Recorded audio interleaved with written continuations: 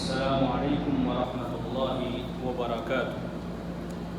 آج کے خطبے کا عنوان ہے رشوت ستانی کا بازار۔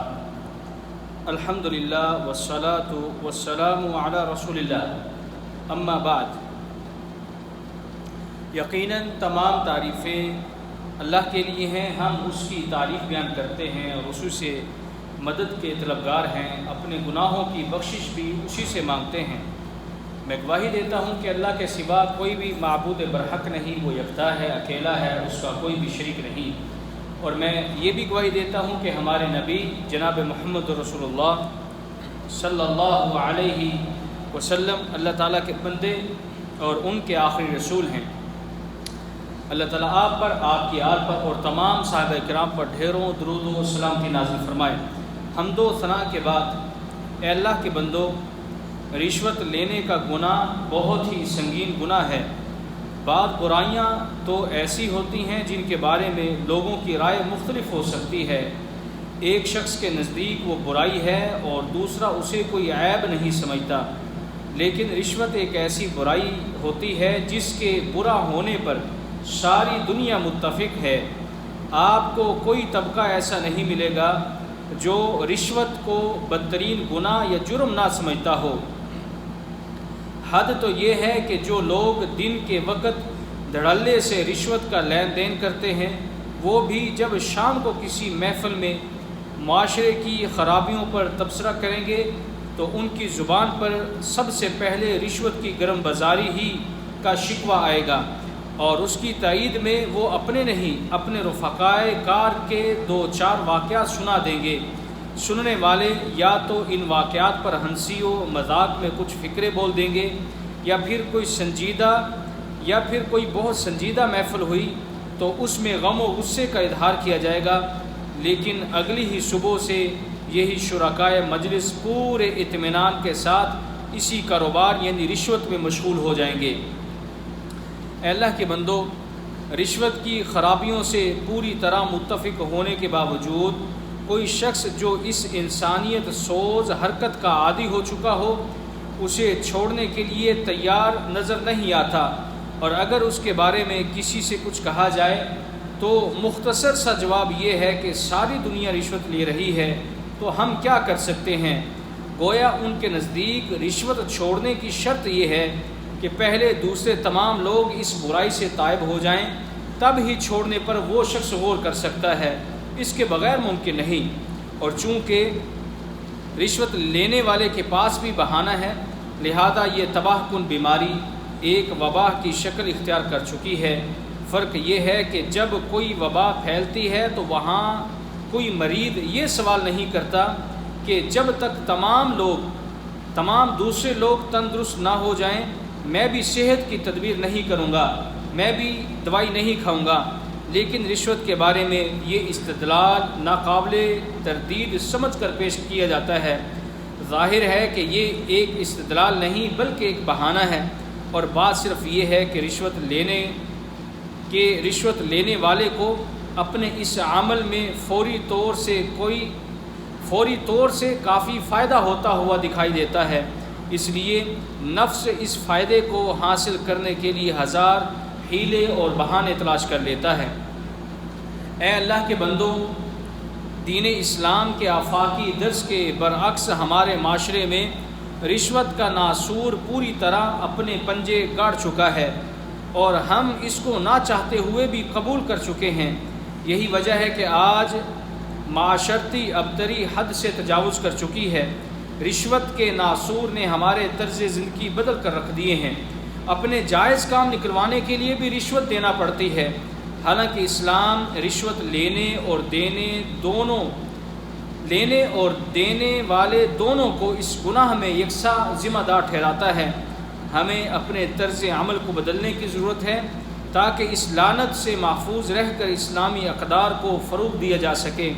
اس میں کوئی شک نہیں کہ رشوت معاشرے میں ناانصافی کا پیش خیمہ ہے۔ اے اللہ کے بندو، آج اگر آپ کو رشوت کے ذریعے کچھ زائد آمدنی ہو گئی ہے، لیکن ساتھ ہی کوئی بچہ بیمار پڑ گیا ہے، تو کیا یہ زائد آمدنی آپ کو کوئی سکون دے سکے گی؟ آپ کی ماہانہ آمدنی کہیں سے کہیں پہنچ گئی ہے، لیکن اگر اسی تناسب سے گھر میں ڈاکٹر اور دوائیں آنے لگیں تو آپ کو کیا ملا؟ اور اگر فرض کیجئے کہ کسی نے مار کر رشوت کے روپے سے تجوریاں بھر لیں، لیکن اولاد نے باغی ہو کر آپ کی زندگی اجیرن بنا دی، داماد نے جینا دوبر کر دیا، یا اسی قسم کی کوئی اور پریشانی کھڑی ہو گئی، تو کیا یہ ساری آمدنی اسے کوئی راحت پہنچا سکے گی؟ ہرگز نہیں۔ حقیقت یہ ہے کہ ایک مسلمان اللہ اور رسول صلی اللہ علیہ وسلم کے احکام سے باغی ہو کر مال تو جمع کر سکتا ہے، لیکن اس مال کے ذریعے راحت و سکون حاصل کرنا اس کے بس کی بات نہیں۔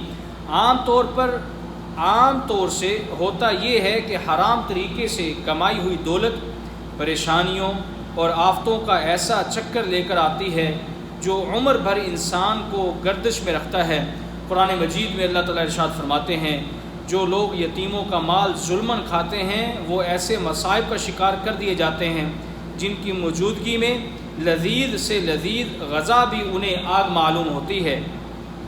لہذا رشوت خوروں کے اونچے مکان اور شاندار اسباب دیکھ کر اس دھوکے میں نہیں آنا چاہیے کہ انہوں نے رشوت کے ذریعے خوشحالی حاصل کر لی ہے، بلکہ ان کی اندرونی زندگی میں جھانک کر دیکھیے تو آپ کو معلوم ہوگا کہ ان میں سے بیشتر افراد کسی نہ کسی مصیبت میں مبتلا ہیں۔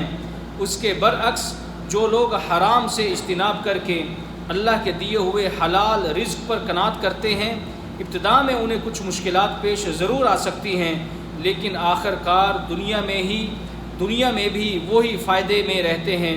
ان کی تھوڑی سی آمدنی بھی زیادہ کام نکال دیتی ہے، ان کے اوقات اور کاموں میں بھی برکت ہوتی ہے، اور سب سے بڑھ کر یہ کہ وہ دل کے سکون اور ضمیر کے اطمینان کی دولت سے مالا مال ہوتے ہیں۔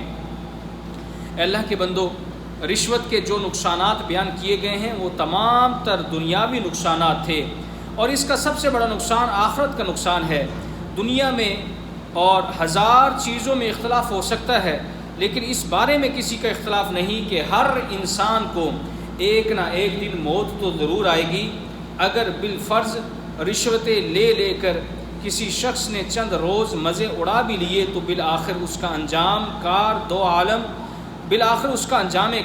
سرکار دو عالم جناب محمد رسول اللہ صلی اللہ علیہ وسلم کی الفاظ ہی ہیں۔ آپ نے فرمایا الراشی والمرتشی کلاہما فی النار، کہ رشوت دینے والا اور رشوت لینے والا دونوں جہنمی ہیں، اور اس لحاظ سے رشوت کا گناہ بہت زیادہ سنگین ہے، کیونکہ رشوت کا تعلق حقوق العباد سے ہے۔ اس لیے جب تک ایک حقدار کو اس کی رقم نہ چکائے یا اس سے معافی نہ مانگے، اس گناہ کی معافی کا کوئی راستہ نہیں۔ عام طور پر جب انسان کو موت کا وقت قریب آتا ہے تو اسے اپنی آخرت کی فکر لاحق ہو جاتی ہے۔ اگر اس وقت عارضی دنیاوی مفاد کے لالچ میں ہم یہ گناہ کرتے رہے تو یقین کیجئے کہ موت سے پہلے ہی جب آخرت کی منزل سامنے ہوگی تو یہ اعمال دنیا کے ہر آرام و راحت کو مستقل عذاب بنا کر رکھ دیں گے، اور اس عذاب سے چھٹکارے کی کوئی صورت نہ ہوگی، کیونکہ حدیث میں آتا ہے، نبی کریم صلی اللہ علیہ وسلم نے ارشاد فرمایا، نبی کریم صلی اللہ علیہ وسلم نے رشوت لینے والے اور رشوت دینے والے دونوں پر لعنت فرمائی ہے۔ اے اللہ کے بندو، انسان کی طبیعت بلحاظ آزمائش کچھ ایسی ہی بنائی گئی ہے کہ وہ مادیت کا دیوانہ ہوتا ہے۔ دنیا کے زیادہ سے زیادہ حصول کا جذبہ اس کے دل میں ہر وقت کار فرما رہتا ہے۔ اس انسانی کمزوری کا ذکر قرآن مجید میں متعدد جگہ وارد ہوا ہے، چنانچہ وہ صورتیں جو نمازوں میں عام طور پر پڑھی اور سنی جاتی ہیں، کئی ایک صورتوں میں اس پر تنبیہ کی ہے۔ ارشاد باری تعالیٰ ہے، اور یقیناً مال کی محبت میں انسان بہت ہی شدید ہے۔ مزید ارشاد فرمایا، اور تم ورثہ تمام تر ہڑپ کر جاتے ہو اور مال سے بہت زیادہ محبت کرتے ہو۔ اللہ تعالیٰ مزید ارشاد فرماتے ہیں، تمہیں غافل کر دیا ایک دوسرے سے بڑھ جانے کی دوڑنے، یہاں تک کہ تم نے مقبروں کی زیارت کر لی۔ یہی وجہ ہے کہ انسان کو جو کچھ حلال و جائز طریقے سے ملتا ہے وہ اس پر صبر نہیں کرتا، بلکہ مزید حصول کے لیے ہر ناجائز و حرام طریقے اختیار کرتا ہے، حالانکہ اگر وہ سوچے تو اللہ تعالیٰ نے بڑے واضح طور پر ارشاد فرمایا ہے کہ حلال ذرائع سے جتنا مال حاصل ہو جائے اگر انسان اس پر صبر کرے تو اتنا ہی اس کے حق میں بہتر ہے۔ فرمان باری تعالیٰ ہے، اور اللہ کی طرف سے جو تجارت میں بکتا ہے وہی تمہارے لیے بہتر ہے اگر تم سچے اور حقیقی مومن ہو۔ اے اللہ کے بندو، حلال و پاک کمائی پر صبر نہ کر کے انسان جن حرام و ناجائز وسائل کا استعمال کرتا ہے ان میں سب سے بڑا ذریعہ رشوت کا لین دین ہی ہے۔ چونکہ اسلام دین حق، دین عدل اور دین قویم ہے، اس لیے اس نے رشوت کی جملہ صورتوں کو ناجائز اور حرام قرار دیا ہے، اس کے مرتکب اور اس کے معاون کو سخت عذاب کی دھمکی دی ہے، اور ایسے شخص کو ملعون اور اپنے در سے دھتکارا ہوا بتلایا ہے، جیسا کہ فرمان باری تعالیٰ ہے، اور اپنے ہی اموال اپنے درمیان جھوٹ فریب کے ذریعے نہ کھایا کرو، اور نہ تم انہیں حکام کے سامنے اس غرض سے پیش کرو کہ تم گناہ کے ذریعے لوگوں کے یعنی قومی اموال میں سے کچھ کھا سکو، حالانکہ تم اس بات کو اچھے طریقے سے جانتے ہو۔ حدیث میں ہے رشوت لینے والا اور رشوت دینے والا دونوں جہنمی ہیں۔ اس حدیث میں بھی رشوت کا لین دین کرنے والوں کو نبی رحمت صلی اللہ علیہ وسلم کی زبان سے ملعون قرار دیا گیا ہے۔ کسی عمل پر اللہ تعالیٰ یا اس کے رسول کی طرف سے لعنت کا معنی ہے کہ اسے انتہائی ناراضگی و بیزاری کا اعلان ہے۔ اللہ تعالیٰ کی طرف سے لعنت کا مطلب یہ ہوا کہ اللہ رحمان الرحیم نے اس شخص کو اپنی وسیع تر رحمت سے محروم کر دینے کا فیصلہ فرما دیا ہے، اور اللہ کے رسول صلی اللہ علیہ وسلم کی طرف سے لعنت کا مطلب یہ ہے کہ محمد رسول اللہ صلی اللہ علیہ وسلم نے ایسے شخص سے بیزاری کا اظہار فرمانے کے ساتھ ساتھ ارحم الراحمین کی رحمت سے محروم کیے جانے کی بھی بد دعا فرما رہے ہیں۔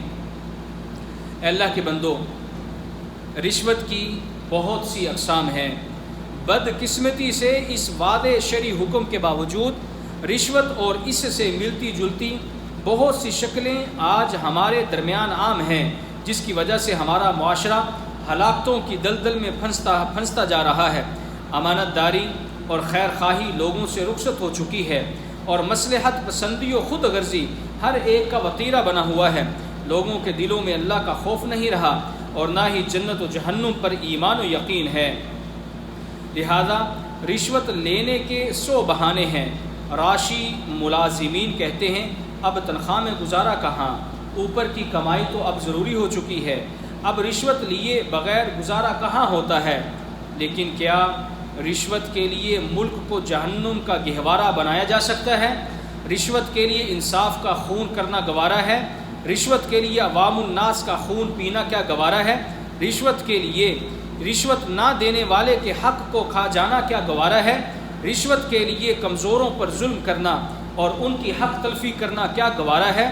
رشوت لے کر لوگوں کی جان و مال، عزت و آبرو کا سودا کرنا کیا گوارا ہے؟ رشوت لے کر قاتلوں، لٹیروں، ڈاکوؤں، راہزنوں کی حفاظت کرنا کیا گوارا ہے؟ رشوت لے کر ظالم و جابر، ہوس پرست درندوں کی حفاظت کرنا کیا گوارا ہے؟ رشوت لے کر ملک و ملت کی جڑیں کھوکھلی کرنا اور دشمنوں سے ساز باز کرنا کیا گوارا ہے؟ اور رشوت لے کر جہنم میں جانا کیا کسی کے لیے گوارا ہو سکتا ہے؟ ہرگز نہیں۔ اے اللہ کے بندو، رشوت ہرگز نہیں دینی چاہیے، یہ سخت گناہ ہے۔ الغرض رشوت کو ختم کر کے قومی ترقی کی منازل طے کی جا سکتی ہیں، ملکی دولت کی مناسب تقسیم ہوتی ہے، سیاہ اور سفید میں تمیز کی جا سکتی ہے، تمام معاشرتی نقائص کی اصلاح ہو سکتی ہے۔ اللہ تعالیٰ کی ہزاروں رحمتیں اور برکتیں اور رسول عربی صلی اللہ علیہ وسلم پر ہوں، جس مبارک اور مطہر وجود نے رشوت کی لعنت اور قباحت کے اثرات کو نہایت جامع الفاظ میں اس وقت بیان فرمایا جب کہ اس کے وسیع ترین مہلک اثرات کا اندازہ لگانا بھی ناممکن تھا۔